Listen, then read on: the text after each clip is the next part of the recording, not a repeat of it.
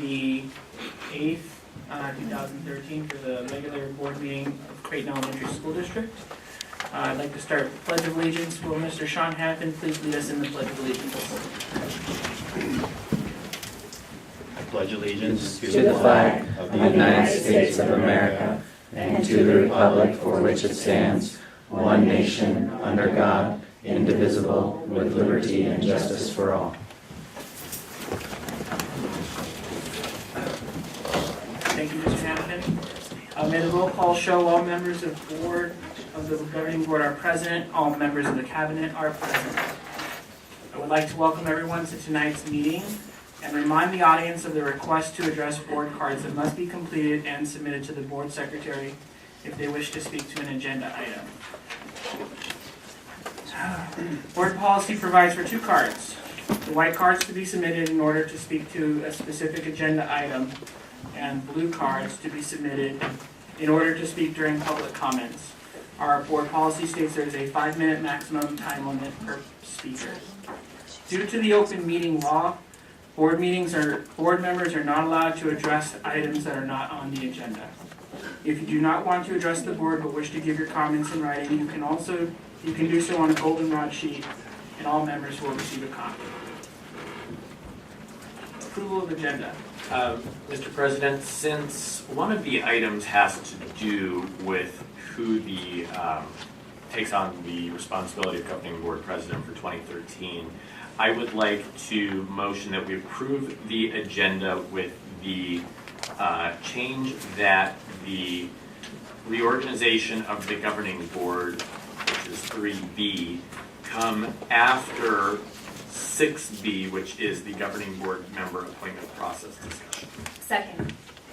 Okay, so just so I'm clear, Mr. Jewett, it's 3A is board president, 3B is board clerk. Oh, I'm sorry, 3A and B, excuse me. So how about this? How about we listen to 6B first and then proceed with the agenda as presented? I will accept that as a friendly amendment, that we insert 6B prior to 3A.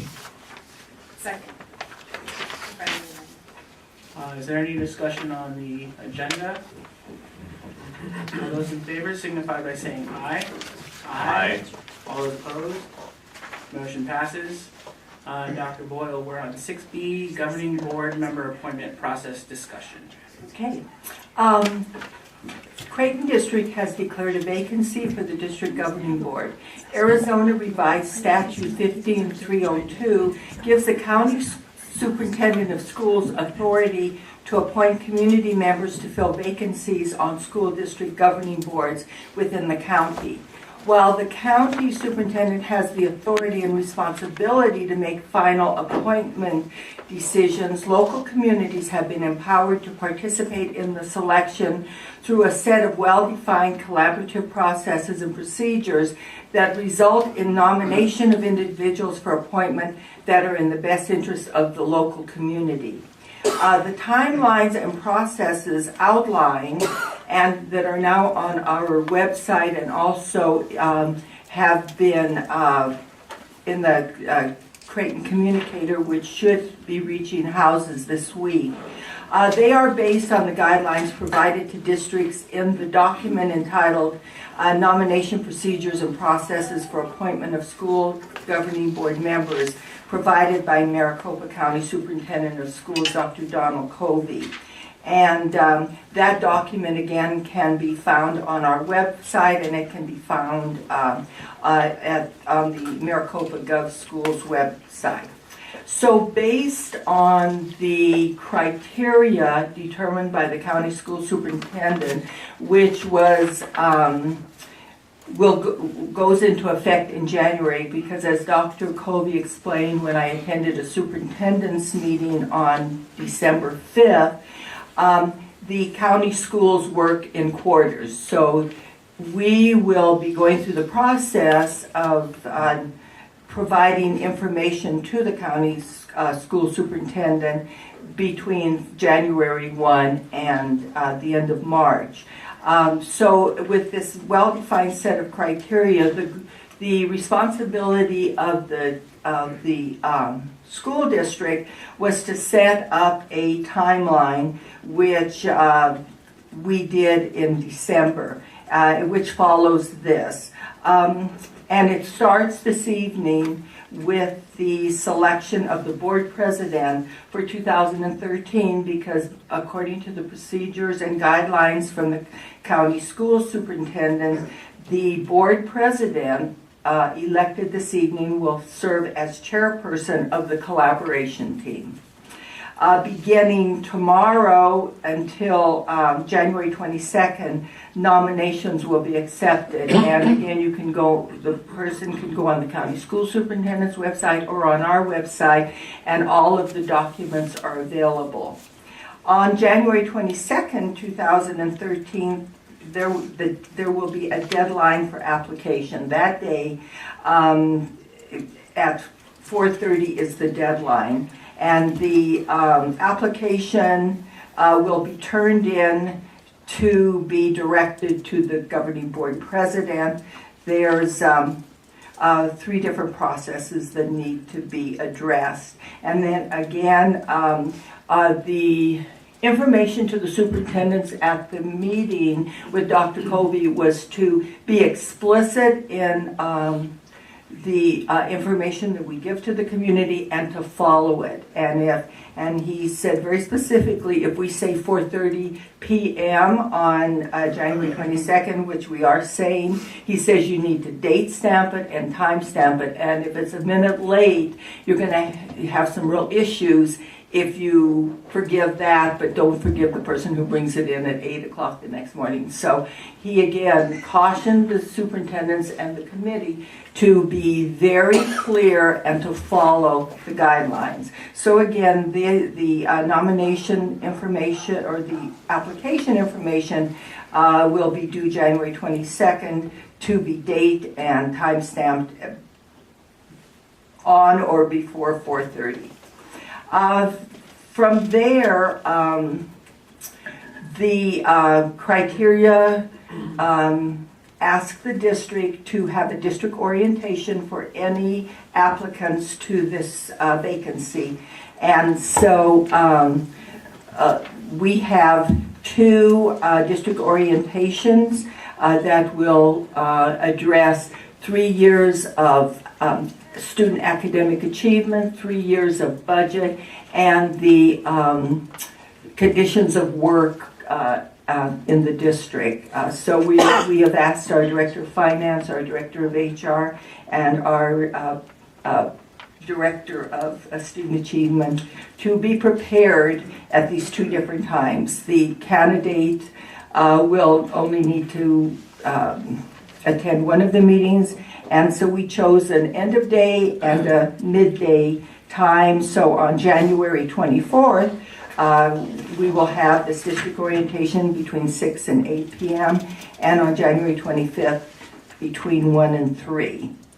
From January 26th through February 6th will be the district vetting meetings and individual interviews. On February 7th will be a candidate forum, which will be advertised to the community, and the deadline for submission of the 3 nominees to the Maricopa County Superintendent's Office is February 20th. They have asked that we provide all of our information, our recommendations, and all the accompanying paperwork to the Maricopa County Superintendent's Office at least, from two weeks before March 9th, because on March 9th, 2013, which is a Saturday, from 10 a.m. to 3 p.m., the Maricopa County Superintendent Nominee Seminar will be conducted with Dr. Covey, and the candidates are asked to attend that seminar. So this is the procedure following the guidelines and recommendations from the County Superintendent of Schools Office. And again, all this is available on our district website and also on the county website. So a couple comments that I'd like to caution or at least just make aware to the next board president is the correspondence, anything we put in writing is all public record. And when we make these recommendations to Dr. Covey, we don't just say, here's the top candidate, we put like our top 3 candidates in order and why each one is in the rank that they are. So I think that's just important for the board president to know because their name goes on that. Also, like this is a really compressed timeline, and I want to make sure that we respect it so that Don Covey respects our decisions. So that means there's a lot of work. And then I think a really important piece is there's a collaboration team that right now consists of board president, superintendent, and a teacher representative. And I think that's a pretty good cross-section, but what I think is missing is a parent voice or a parent advocate. So one of the things that we added in here, which was not necessary, but I thought super important, was a candidate forum, so that the collaboration team can collect data from parents or community members who go to this, so that the potential candidates can share their opinion publicly. But I'd also like to recommend to the board that we add someone. And the challenge has always been, like, if you put a parent on that committee, like, what position does that put the parent in? So I'd like to recommend that we put someone from our Department of Community Education, maybe Ms. Lynn Vineyard if she's interested, or see if we can recruit Maria to serve as a 4th person, because I think they've demonstrated like they're in a really good position to advocate for parents, and I think that's a really important voice that we need to consider in accepting board the candidates for board appointment. Are you looking for a motion on that? Or discussion. Discussion. Actually, that's probably something that we could even just, without a motion, just. The board president would just, I'm asking the next board president to commit to that. And if the board here all thinks that's a good idea, I think that if we say it's a good idea, then there's an expectation for the board president to make that happen. And a community to hold the board president accountable. In having so your suggestion, Mr. President, would be having Lynn Vineyard, Maria, someone from, or someone that they would designate. Or someone that they would designate. I just thought that, I know, maybe it's a difficult position to put someone like that in. I know like that would be really challenging for some of my neighbors. Yeah. So I wouldn't want to put anyone in that position. But I feel like it's, like, I think it's super important to get a parent advocate or someone, because we have, I guess that could be the board, but I don't know. So it could be, perhaps if they decided a parent liaison, perhaps, I don't know if you have a specific. I mean, maybe we just say a designee from community ed. And I think my other question would be whether or not anyone has talked to them about that, or whether or not that puts them in any sort of an awkward position. I think it's a good idea. I think I don't want to dismiss that idea. I just I don't want to etch that in stone if it's not, you know, or take away flexibility of who that parent advocate might be. I mean, just the challenge with adding people. Number one, we put people in a situation. Number two, it's a collaborative committee designed to reach consensus, which is always hard. And the more people you add, the harder it gets. But I would expect that the teacher representative, although they represent many different interests, like are representing the teacher's opinion. And I think the superintendent is also looking out for like the same wide constituency, but like the administrative concerns. And I think the board is supposed to represent the community at large, so I just want to make sure that there's a parent designee. I agree. I think that's something to pursue. Does anyone disagree? No. I'm just wondering if you had 4 people, then you might have 2 against 2. Yeah, but it's also designed for consensus, so 4-0. Which is also more difficult than 3-0, but Yeah, I mean, if you have a 2-1 anyway, like you're really putting one party out. Yeah. And I know that this board has always, I don't know if they've always, but I feel like in my tenure, we've made a consistent effort to reach consensus. And when we've disagreed, if it wasn't going our way, we've kind of just resigned to support the board, make a 4-1 or 5-0 vote. And I guess I should say it's a lot, but I expect that the consensus committee would, the collaborative committee would act in the same fashion. And if I may add, I don't know, Matt, if your question was a rhetorical question, but as you were wondering whether or not Maria or Lynn had been approached, I would say no. They have not been approached. Surprise! And really, the committee forms, the committee of 3 forms tomorrow, after tonight. Yeah. So the committee hasn't really even formed Yeah. at this point. As board president last year, I took the initiative to work with this process to set the timeline, to meet Dr. Covey's timeline, work with Dr. Boyle on this, but we hesitated with moving forward because we wanted to make sure that the board president who's elected tonight owned that process here on out. Because the board president is the chair of the committee. Since we all agree, I'd like to make a motion that the governing board adopt the Maricopa County Education Service Agency's process for appointment of school governing board members. I'll second that. Well, Or real quick with a- question. Okay. Because we've adopted that plus the candidate form. The candidate. Okay, can I amend my motion to include the candidate forum?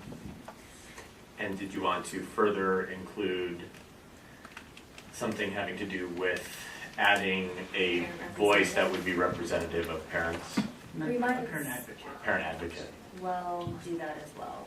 And I Okay. know you said it could be a, I'd like to put it, Expectation, I want to but- make it as clear as possible. since we all agree, we might as well. Yeah. So will you Do you want me restate to the motion, restate it? please? I move that the governing board adopt the Maricopa County Education Service Agency's process for appointment of school governing board members with the addition of a candidate forum and a parent advocate. And I will second that. I also have a couple other additional questions about the process before we vote. The first is, I don't anticipate this to be an issue, but what if we are to recommend or submit 3 names? What if fewer than 3 were to apply? Yeah. Or what if more than 3 applied, but some of them the committee did not feel that some of them met the requirements or were not comfortable recommending Yeah. that many? Right now, Yeah. there are close to 10 potential applicants. So I'm not sure that would be the concern. Although when they look at the entire process, that might scare some away. But also, we are now in this week starting to advertise for it, so there might be more.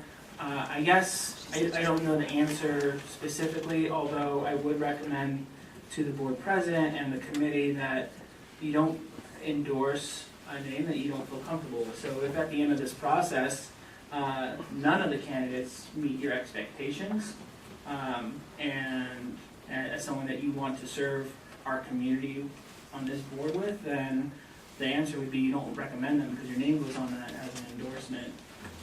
At the end of the day, it's not our statutory authority to make the appointment. It's Dr. Covey's. He's giving us an opportunity to chime in. So it's just our opportunity to find that person, have them reach, I guess, inspire the committee to get to that position, and then advocate with all our public might to get that person on the board. Is that Yes, answer your question? There's been a motion and a second. We've had discussion. Is there any further discussion? All those in favor signify by saying aye. Aye. All those opposed? Motion passes. Our next item on the agenda is the reorganization of governing board. This is item 3.